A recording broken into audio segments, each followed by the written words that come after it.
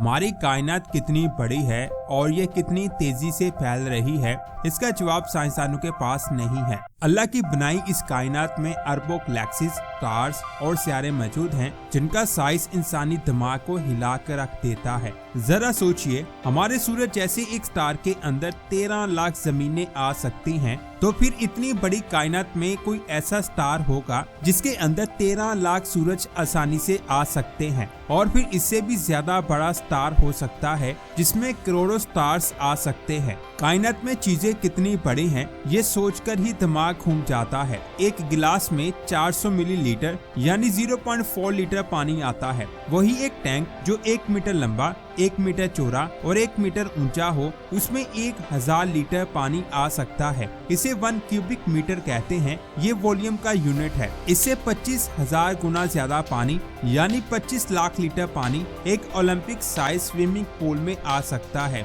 इसका volume 2500 cubic metre होता है, क्योंकि 1 क्यूबिक मीटर में 1000 लीटर पानी होता है। इसीलिए इस पूल में 25 लाख लीटर पानी आसानी से आ जाता है। अब हम इसी यूनिट को यूज करते हुए जमीन की सबसे बड़ी चीजों से लेकर कायनात की सबसे बड़ी चीजों तक जाएंगे और उनके वॉल्यूम को समझेंगे। इस वीडियो में आप चीजों को एक ऐसे स्केल पर देखेंगे जिनको देखने के बाद आपका दिल अल्लाह अकबर कहेगा। अगर आप गिजा के पिरामिड को देखें तो इसके अंदर कम से कम 2 अरब 60 करोड़ लीटर पानी भरा जा सकता है। इसके बाद नासा की व्हीकल असेंबली बिल्डिंग, यहाँ ज्वाइंट स्पेस रॉकेट्स असेंबल होते हैं, उसका वॉल्यूम ग्रेट पिरामिड से भी 1.5 गुना ज्यादा है। यानी इस बिल्डिंग के अंदर 1.5 ग्रेट पिरामिड्स आ सकते हैं। इससे 100 गुना ज्यादा वॉल्यूम यानी 35 करोड़ क्यूबिक मीटर जमीन पर मौजूद तमाम जिंदा इंसानों का है। यानी तमाम इंसान मिलकर 500 अरब लीटर पानी अपने अंदर रख सकते हैं। लेकिन ये भी कुछ नहीं है। साइबेरिया में मौजूद लेक बिकाल दुनिया की सबसे गहरी और फ्रेश वाटर की सबसे बड़ी लेक है। वॉल्यूम के लिहाज से ये 1900 गुना ज्यादा बड़ी है। अगर आप इस लेक को खाली कर दें और रोजाना पाकिस्तान की सबसे बड़ी लेक को भरें तो भी इसे भरने में 5 साल लग जाएंगे। इससे आप इसके साइज का अंदाजा लगा सकते हैं। लेकिन इस लेक से भी 650 गुना ज्यादा वॉल्यूम सैटर्न के रिंग्स का है। जितना पानी इस लेक में मौजूद होता है उससे 650 गुना ज्यादा पानी सैटर्न के रिंग्स में आ सकता है। देखने में सैटर्न के रिंग्स बहुत बड़े लगते हैं, लेकिन इनका वॉल्यूम समुद्र के वॉल्यूम से 86 गुना कम है। यानी जमीन के समुद्र में सैटर्न जैसे 86 रिंग्स आसानी से आ सकते हैं। इसके बाद अगर जमीन की बात करें तो जमीन के अंदर 10 टू दी पावर 24 लीटर पानी आ सकता है। ये पानी समुद्र के पानी से 1000 गुना ज्यादा है। अगर जमीन का कंपैरिजन मून से करें तो जमीन अपने अंदर 45 चांद समा सकती है। इसके अलावा प्लूटो जैसे 170 छोटे सितारे और मार्स जैसे 7 सितारे भी जमीन के अंदर आ सकते हैं। जमीन के इतने ज्यादा वॉल्यूम से ये बहुत बड़ी लगती है, लेकिन जैसे जैसे हम एस्ट्रोनॉमिकल स्केल पर आगे बढ़ते जाएंगे तो जमीन भी एक बूंद जैसी लगने लगती है। जुपिटर के अंदर 1400 जमीनें आ सकती हैं, लेकिन सूरज के सामने ये भी छोटा है। यानी सूरज के अंदर जुपिटर जैसे 1000 सितारे आसानी से आ सकते हैं। अब चलते हैं जमीन से 8.6 लाइट ईयर दूर रात के आसमान के सबसे रोशन स्टार सिरियस की तरफ, जिसे आप रात को आसमान में खुली आंख से भी देख सकते हैं। ये स्टार ब्लूइश रंग का होता है। इसका टेम्परेचर हमारे सूरज से ज्यादा है और इसका साइज हमारे सूरज से 1.7 गुना ज्यादा बड़ा है। अगर बात करें इसके वॉल्यूम की तो इसके अंदर 5 सूरज आसानी से आ सकते हैं। ये हमारे करीब मौजूद सबसे बड़ा स्टार है, लेकिन सितारों के स्केल पर यह भी सिर्फ आगाज है। अब चलते हैं जमीन से 850 लाइट ईयर दूर मौजूद ब्लू सुपर जायंट स्टार राइगल की तरफ। ये भी एक ब्लू जायंट स्टार है। इसकी रोशनी सूरज से 1,20,000 गुना ज्यादा है। साइज में ये सूरज से 74 गुना बड़ा है और इसके अंदर 4 लाख सूरज आसानी से आ सकते हैं। लेकिन राइगल भी अगले सितारों के सामने कुछ नहीं है। इसके बाद चलते हैं जमीन से 500 लाइट ईयर दूर बीटलजूस स्टार की तरफ। ये एक रेड जॉइंट स्टार है। साइंसदान के मुताबिक ये स्टार खत्म होने वाला है। साइज के लिहाज से ये सूरज से 700 गुना बड़ा है और इसके अंदर राइगल जैसे 1500 स्टार्स और सूरज जैसे 60 करोड़ स्टार्स आसानी से आ सकते हैं। ये वाकई में बहुत ज्यादा बड़ा है, लेकिन इस स्टार का साइज भी कुछ नहीं है। साइंसदानों ने अब तक का जो सबसे बड़ा स्टार फाइंड किया है उसका नाम स्टीफनसन 218 है। ये सूरज से 2000 गुना ज्यादा बड़ा और बीटलजूस से 3 गुना ज्यादा मैसिव है। वॉल्यूम की बात करें तो इसके अंदर बीटलजूस जैसे 27 तारे और सूरज जैसे 10 अरब तारे आसानी से आ सकते हैं। अगर इसको जमीन से कंपेयर किया जाए तो इसके अंदर 1300 खरब जमीनें आ सकती हैं। जी हाँ, आपने सही सुना, लेकिन ये भी कुछ नहीं है। अब चलते हैं ब्लैक होल की दुनिया में। साइंटिस्ट के मुताबिक कायनात का दूसरा सबसे बड़ा ब्लैक होल TON 618 है। इसका मास 66 अरब सन्स के बराबर है। इसका साइज कम से कम 200 अरब किलोमीटर तक फैला हुआ है। अगर सूरज को एक लाइन में रखें तो 1400 सूरज इसके डायमीटर में आ जाते हैं। स्टीफनसन 218 जैसे 22 लाख स्टार्स और सूरज जैसे 2200 खरब स्टार्स आसानी से आ सकते हैं।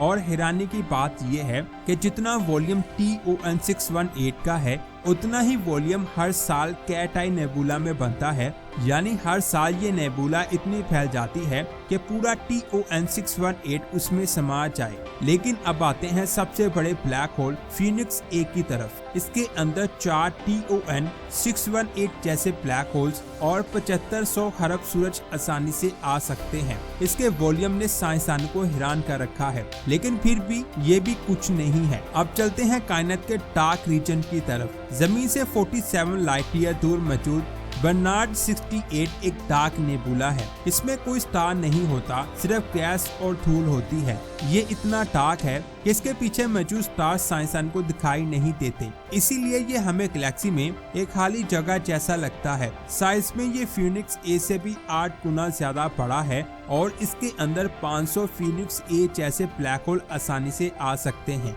लेकिन बर्नार्ड 68 भी कुछ नहीं है। जमीन से 10,000 लाइट ईयर दूर मौजूद बबल नेबुला, इसका साइज 10 लाइट ईयर में फैला हुआ है। इसके साइज का अंदाजा आप इस बात से लगा सकते हैं कि इसके अंदर 20 बर्नार्ड 68 एक लाइन में रखे जा सकते हैं। वॉल्यूम की बात करें तो बबल नेबुला अपने अंदर 8000 बर्नार्ड 68 जैसे डार्क नेबुला समा सकता है। अब हम नेबुला से आगे बढ़कर गैलेक्सीज की तरफ जा रहे हैं। जमीन से 1,63,000 लाइट ईयर दूर मौजूद है लार्ज मैग्नेटिक क्लाउड। ये एक डवार्फ गैलेक्सी है जो मिल्की वे के गिर्द घूमती है। इसका साइज 32,000 लाइट ईयर है। अगर इसका वॉल्यूम निकाला जाए तो इसके अंदर इतने नेबुला आ सकते हैं कि उनको काउंट भी नहीं किया जा सकता। लेकिन ये तो सिर्फ गैलेक्सी स्केल का आगाज है। हमारी मिल्की वे गैलेक्सी के अंदर कम से कम 60 लार्ज मैग्नेटिक क्लाउड आ सकते हैं। अगर पूरी गैलेक्सी को सिर्फ सूरज से भर दिया जाए तो 6/10⁻35 सूरज इसमें आ सकते हैं।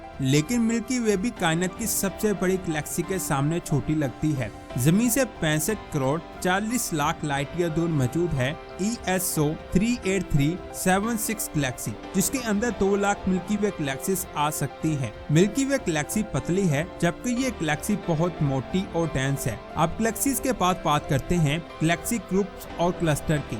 हमारे लोकल ग्रुप में तकरीबन 80 गैलेक्सीज मौजूद हैं। इसका वॉल्यूम मिल्की वे से 1 करोड़ गुना ज्यादा है। मतलब लोकल ग्रुप में 1 करोड़ मिल्की वे गैलेक्सीज आ सकती हैं। लेकिन लोकल ग्रुप भी विर्को सुपर क्लस्टर का सिर्फ एक छोटा सा हिस्सा है। विर्को सुपर क्लस्टर के अंदर 7000 लोकल ग्रुप्स आ सकते हैं। लेकिन सुपर क्लस्टर से भी ज्यादा बड़े होते हैं वॉइड्स। कायनात का सबसे बड़ा वॉइड KBC वॉइड है जो 2 अरब लाइट ईयर में फैला हुआ है। इसके अंदर 6000 विर्को सुपर क्लस्टर आ सकते हैं। और अब बात करते हैं ऑब्जर्वेबल कायनात की। ऑब्जर्वेबल यूनिवर्स का साइज 93 अरब लाइट ईयर है। इसका टोटल वॉल्यूम अंदाजन 3.4 × 10⁻80 क्यूबिक मीटर हो सकता है। साइंसदान के अंदाज के मुताबिक पूरे ऑब्जर्वेबल यूनिवर्स के अंदर 17,000 KBC जैसे वॉइड्स आ सकते हैं। लेकिन ये भी पूरी कायनात नहीं है। साइंसदान के मुताबिक ये कायनात असल में 6/10⁻21 लाइट ईयर तक फैली हो सकती है।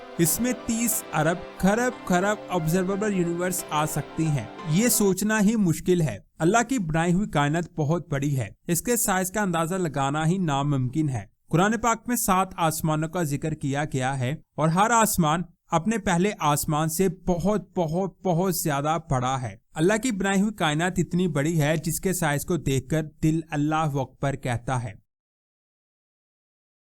मर्दान से 15 किलोमीटर दूर एक 2000 साल पुराना शहर है जिसका नाम तख्तबाई है। जब इस शहर को खोदा गया तो यहाँ से ऐसी चीजें मिली जिसने दुनिया को हैरान कर दिया। आखिर साइंसदान को यहाँ से क्या मिला? तकरीबन 3rd सेंचुरी BCE में अशोका हिंदुस्तान का एक ताकतवर बादशाह था। वो एक जालिम बादशाह था। उसने बहुत ज्यादा कत्लो-गारत की। सबसे ज्यादा कत्लो-गारत उसने कलिंगा की जंग में की, जिसमें उसने 1 लाख लोगों को मरवा दिया। इतनी सारी लाशों को देखकर उसे गिल्ट फील हुआ और फिर उसने बुद्धिज्म मजहब को कबूल कर लिया। इस मजहब को फैलाने के लिए उसने टेक्सला और दूसरे इलाकों में शहर और तालीमी मरकज बनवाए, जिनमें एक मशहूर शहर सिरका भी शामिल है। अशोका के बाद बुद्धिज्म और ज्यादा फैलता गया और फिर 1st सेंचुरी CE में यानी 2000 साल पहले एक बुद्धा रहबान ने मर्दान के पहाड़ों में एक मोनेस्ट्री कायम की, जिसे बाद में तख्तबाई कहा गया। उस दौर में ये शहर उन लोगों का मरकज हुआ करता था।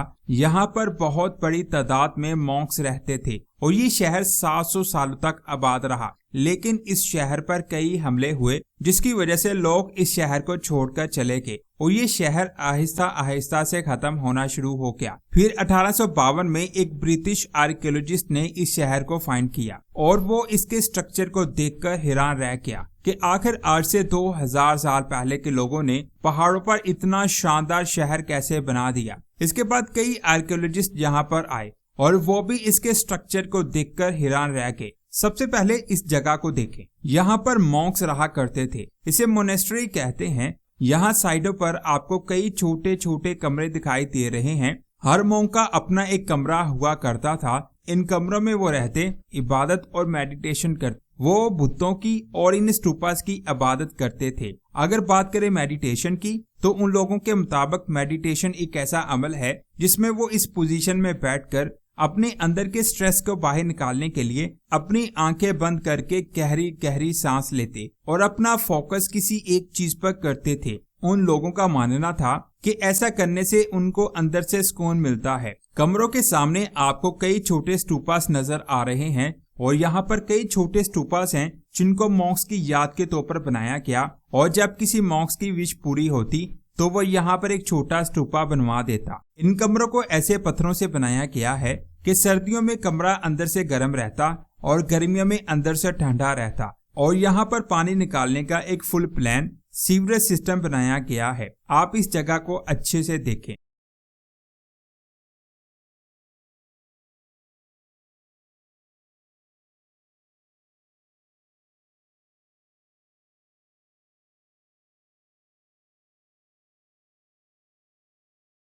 इसके बाद आता है असेंबली हॉल, जिसको आप वीडियो में देख सकते हैं। यहाँ पर भी साइडों पर कमरे हैं और सेंटर वाला हिस्सा खाली है। इस जगह पर वो अपनी मीटिंग्स करते थे और इसी जगह पर नए मॉन्क्स को तालीम दी जाती। आसान अल्फाज में ये उस दौर का क्लासरूम या मीटिंग हॉल था। यहाँ पर बैठकर वो अपने इल्म को एक दूसरे से शेयर करते थे। साइडों पर बने हुए कुछ कमरे सीनियर मॉन्क्स के थे। यहाँ रहकर वो स्टूडेंट्स को गाइड करते थे और कुछ कमरों में नए मॉन्क्स रहते थे। यहाँ पर वो तालीम हासिल करते। कहा जाता है कि इस जगह की 3 मंजिलें थी, जिनमें नीचे वाले 2 फ्लोर्स क्लासरूम थे जबकि आखिरी फ्लोर हॉस्टल था। असेंबली हॉल के साथ आप एक बहुत बड़े कमरे को देख सकते हैं। ये उन लोगों का डाइनिंग रूम था।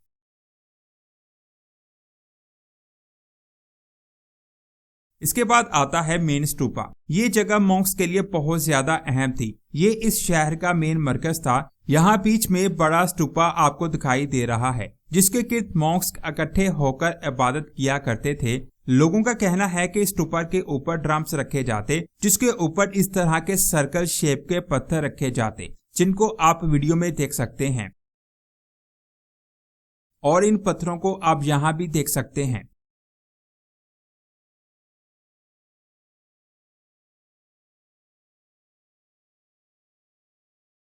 यहाँ भी साइडों पर आपको कई कमरे दिखाई दे रहे हैं। यहाँ पर मॉन्क्स रहते और इबादत किया करते थे। इस जगह की वीडियो को आप एक बार फिर से देखें।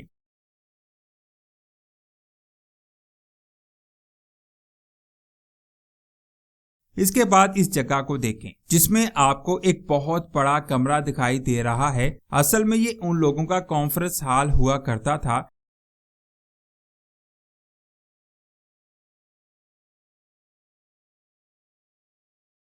इसके बाद इस जगह को देख, यहाँ पर स्टेयर्स हैं जो नीचे जमीन की तरफ जाती हैं। यहाँ जमीन के नीचे टोटल 10 कमरे बने हुए थे। उन कमरों में मॉन्क्स सख्त मेडिटेशन करने के लिए रहा करते थे। इस जगह को भी देखें, इसके अंदर आपको ये जगह दिखाई दे रही है।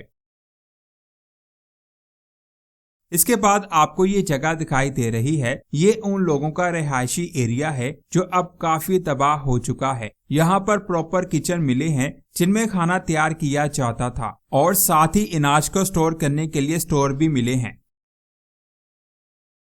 इस जगह को देख, यहाँ पर पानी को स्टोर किया जाता था। जैसे कि आपको पता है कि पहाड़ों में पानी नहीं होता, इसलिए वो लोग बारिश के पानी को स्टोर करके उसे इस्तेमाल करते थे। आप यहाँ पर देख सकते हैं कि इस शहर को पहाड़ की काफी ऊंचाई तक बनाया गया है जिसका बहुत सारा हिस्सा तबाह हो चुका है। यहाँ से आपको शहर अच्छे से दिखाई दे रहा है। जरा सोचिए कि आज से 2000 साल पहले के लोगों ने पहाड़ों की इतनी ऊंचाई पर इतना शानदार और मजबूत शहर कैसे बना दिया जो आज भी काफी अच्छी हालत में मौजूद है। इस शहर को पहाड़ पर इसलिए बनाया गया ताकि दुश्मन से बचा जा सके और दूर तक नजर रखी जा सके। उन लोगों ने आसपास के पहाड़ों को तोड़कर उन पत्थरों से इतना शानदार शहर बना दिया, लेकिन उन लोगों ने शिर्क किया और अल्लाह ने उनको तबाह बर्बाद कर दिया। वो लोग यहाँ पर 700 सालों तक रहे और फिर उन पर कई हमले हुए जिसकी वजह से वो लोग इस शहर को छोड़कर चले गए। इसके बाद बात करते हैं चुकंडी कब्रिस्तान की।